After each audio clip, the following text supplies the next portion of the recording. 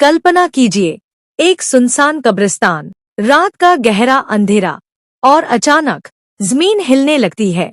कब्रें फटती हैं, कफन लपेटे मुर्दे सर पर कफन लिए बाहर निकल आते हैं, दौड़ते हुए किसी बच्चे के पीछे। ये कोई हॉरर फिल्म नहीं, ये वो हकीकत है जो हजरत अब्दुल कादिर जिलानी गौस-ए-आज़म के बचपन में हुई।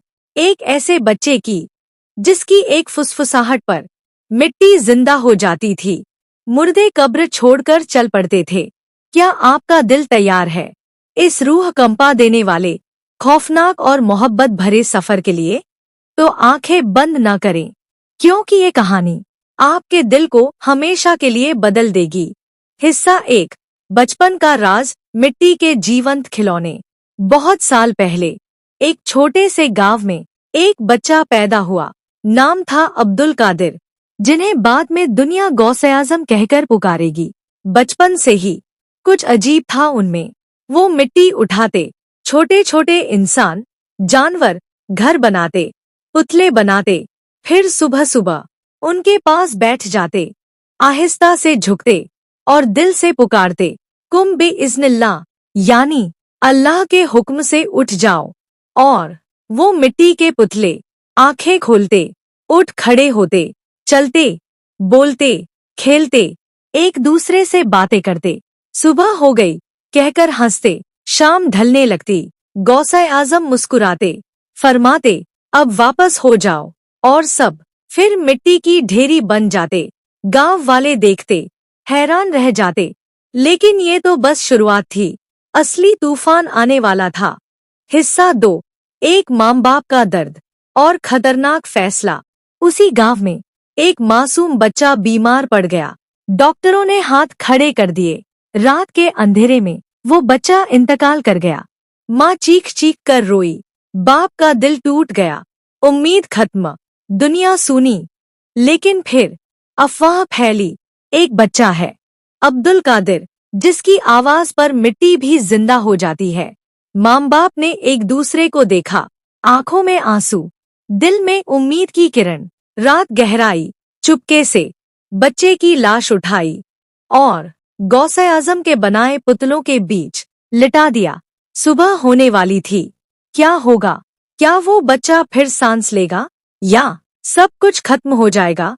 हिस्सा 3, सुबह का वो हैरतअंगेज पल, जिंदगी की वापसी। सूरज निकला, गौस-ए-आज़म आए, हमेशा की तरह पुतलों के पास गए, पुकारा, कुम बि-इज़्निल्लाह। सारे पुतले उठ खड़े हुए, खेलने लगे, लेकिन वो एक बच्चा वैसे ही लेटा रहा।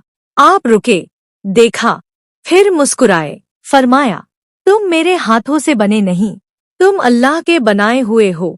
फिर गहरी सांस ली, आंखें बंद की और पूरे दिल से पुकारा, लेकिन मैं तुम्हें भी कहता हूँ, कुम बि-इज़्निल्लाह। अचानक बच्चे की छाती उठी, आंखें खुली, वो उठ बैठा, जिंदा, मुस्कुराया। माँ बाप दूर झाड़ियों में छिपे देख रहे थे। रोते हुए दौड़े, बच्चे को गले लगाया, चीखें, खुशी के आंसू, अल्लाहू अकबर। लेकिन ये खुशी ज्यादा देर न रही, क्योंकि अब असली तूफान आने वाला था। हिस्सा 4, कब्रिस्तान का खौफनाक खेल, मुर्दों की दौड़। जब ये बात आपके वालिद, पिता को पता चली, गुस्सा भड़क उठा। ये क्या कर रहे हो, अब्दुल कादिर? वो दौड़े आपको पकड़ने। आप डरकर भागे, सीधे कब्रिस्तान की तरफ। वहां पहुंचे, हंसते हुए लेकिन डरते हुए पुकारा, भागो ए कब्र वालों, वरना मेरे अब्बू तुम्हें भी मार डालेंगे। जमीन फटने की आवाज, कब्र खुलने की क्रैकिंग, चेन खुलने जैसी आवाजें। अचानक पूरी कब्रिस्तान हिल गई, कब्रें फटी, मुर्दे कफन लपेटे बाहर निकले, एक एक करके, और आपके पीछे दौड़ने लगे। आप भागते रहे, मुर्दे पीछे। कुछ देर बाद वालिद की आवाज आई, अब्दुल कादिर, रुक जाओ बेटा।